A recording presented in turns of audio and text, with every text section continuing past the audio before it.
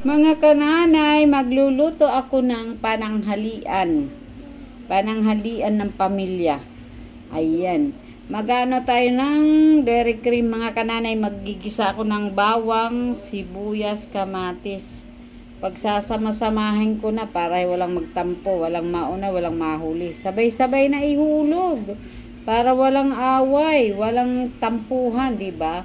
Kailangan balanse ang lahat para walang dami sinasabi ng kananay nyo. Pusit na mga kananay ang lulutuin ko. Pusit na kalawang daw ang tawag doon.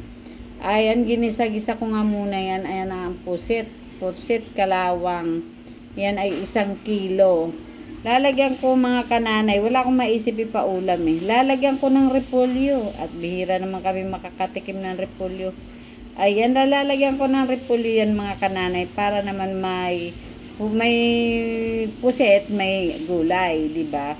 Maiba-iba man lang ang luto. Hindi ko na alam kung anong maluluto. Ang sakit sa bangs. Ang hirap mag-isip mga kananay. Kayo ba nahihirapan din ba kayo mag-isip ng ulam sa araw-araw?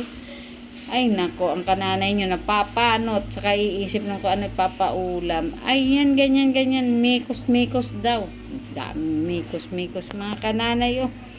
Ayan, hinalo-halo lang ng kananay yan. Para ang lasa talaga lahat ay magkaroon ng ng bawang sibuyas. Pero yun ay hindi ko na pinagbukod-bukod, isang gisahan na lamang. At lagyan natin ng lemon para matanggal ang lansa. Ayan, instead na suka, lemon na lang. Ayan. Ganyan ako magluto mga kananay, iwas suka kasi masyadong maasid ang suka.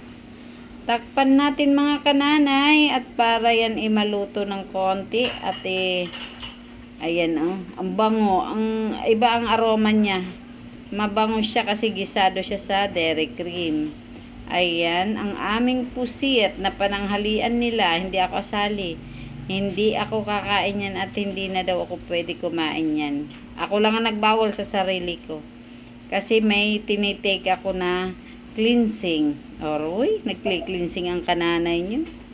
Kahapon mga kananay, meron SNR dito. Hindi talaga, nagpikit-pikitan na lang ako, oy. Gusto kong pumitik pero hindi pwede. Ayan, nilagyan ko nga ng repolyo. Repolyo. Para may gulay naman, hindi puro pusit, diba? Ganyan lang, simpleng pamumuhay lang tayo mga kananay. Huwag tayo mag-inarte-arte. At dadal. Hindi natin yan sa CR. Ayan, at yan na nga mga kananay, ang ating pusit na may repolyo.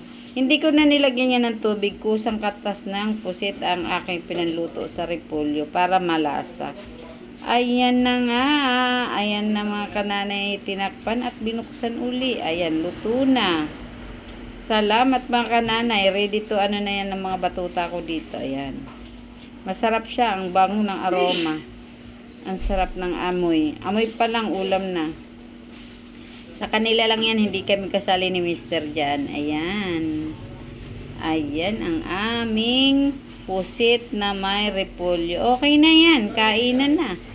Ayan na, kain na. Nagkaubusan na nga kanina yan. Bitin pa nga daw. Ayan, masarap pala talaga sa pag may repolyo ang pusit. Salamat mga kananay.